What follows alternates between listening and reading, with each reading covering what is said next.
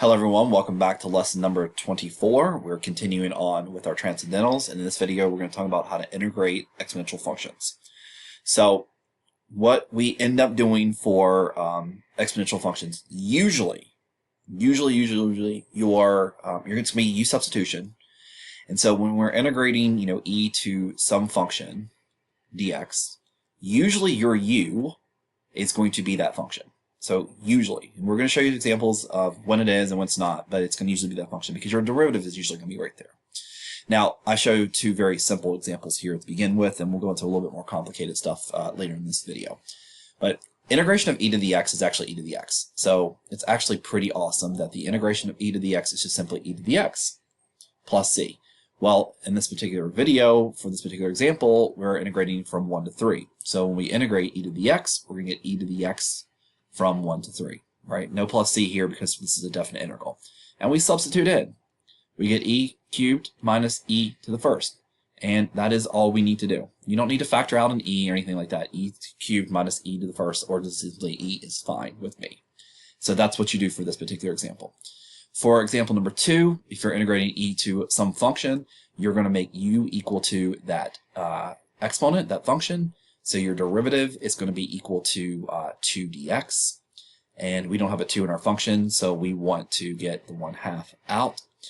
The goal to integrate e functions is going to be e to the x or e to the u. All right, so that should have said that actually a little bit earlier. So our goal when we're trying to integrate an exponential function is we want to get it in terms of e to the x dx, or we want to get it into terms of e to the u du, because we can easily integrate that. We know that that, again, will just be e to the x or e to the u.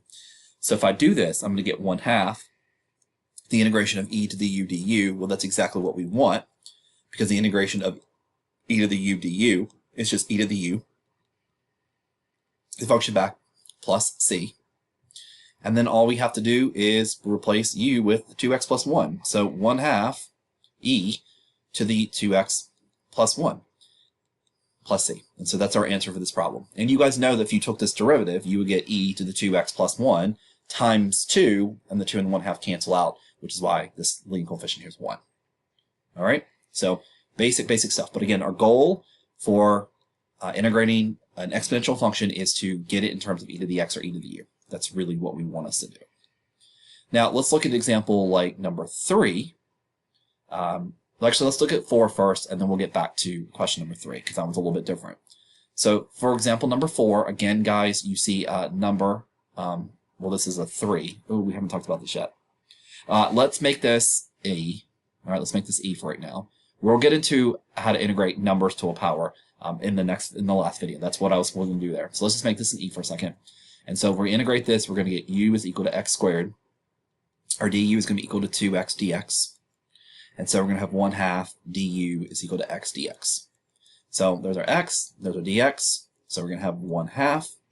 We're going to integrate e to the u du. Again, we got it into the form we want. So when we integrate this, we have 1/2 e to the u plus c. And then we can go ahead and write down what our u is. Our u is going to be x squared. So again, 1/2 e to the x squared plus c. So that's how you do that question. And then over here, you don't want to make u equal to x. You don't want to make u equal to negative x. So this is just something that's a little bit different. You want to try some stuff. So sometimes it may not be obvious what to do with these problems, but if you make u equal to your denominator, so if you make e equal to x squared plus e to the negative x, and this is just a strategy that I want you guys to always think about when you're doing rational functions like this. So e to the x plus e to the negative x. Then my derivative, remember I can take the derivative of each function separately. So my derivative is going to be e to the x, and then the derivative of e to the negative x is e to the negative x, but then you have to multiply by the derivative of negative x, which is going to be negative 1. So I can put a negative 1 in front of it. So look at this, guys, and see that my derivative is actually sitting right here in the numerator. So that is going to be the du. So if I integrate this, I'm going to get du in the top and then u in the bottom, which we can rewrite as the integration of 1 over u du. And so if we've understood what to do with this, we know 1 over u is a natural log, right? So we know the integration of 1 over u is a natural log. So this is going to end up being the natural log of the absolute value of u. plus c. And then we're going to go ahead and plug in what our u is. And the best thing about exponential functions is that you don't need the absolute value. I'm still going to put in here a different color for us, but we don't need the exponential. We don't need the absolute values for these. It's not technically wrong if you leave them off here because exponentials are always positive. There's no way you can get a negative exponential function that you will see there. So that's the idea of what I want you guys to take out of that. But again, the integration is really just for exponential functions, your u is usually your exponent. So now that we've seen this natural log question, we can now come up with a good segue down here to these two examples right here, example 6 and 7, where if I ask you guys to integrate 1 over x dx, then you already know that this is going to be the natural log of x evaluated from 3 to 6. So this is going to be the natural log of 6 minus the natural log of 3, and you have learned through your natural log or your log exponents properties that this is the same thing as the natural log of 6 over 3, which is going to give you the natural log of 2. And that's exactly what you would see as a multiple choice question, not this breakdown right here. So remember, guys, that the natural log of a plus b, so actually that's a good way of writing this. So the natural log of a plus the natural log of b is equal to the natural log of ab. You can always break that apart if you need to. The one that we just did is the natural log of, let's do c, minus the natural log of d is going to be equal to the natural log of c over d. And then the other one that we've talked quite a bit about, especially when we talked about the exponential stuff, is if I say the natural log of e to the f, that's going to be f natural log of e.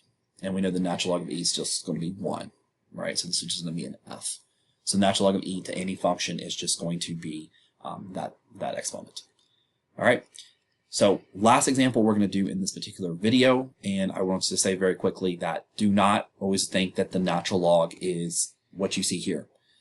Students will say, oh, well, let's make this a natural log problem. Well, if you make u equal to 1 plus x squared, you would see that your derivative would be 2x. There's no x up here at all, so this is not a u-sub question. I want you guys to see that if I pull out the 5, then I have this 1 over 1 plus x squared dx, and you guys can see that this is actually the arctangent.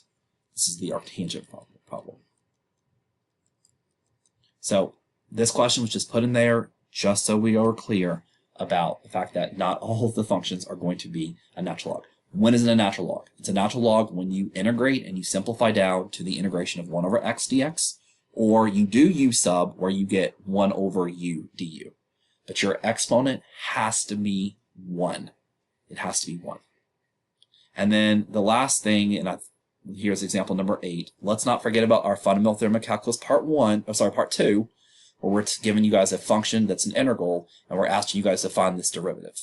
Well, when you do that, remember you're just taking the x and you're plugging in everywhere you see a t, and then you're multiplying by the derivative of that function, which is 1, minus plug in the 1 everywhere you see a t, and you're going to multiply by the derivative of that function, which is 0. So this answer is simply going to be 1 over x.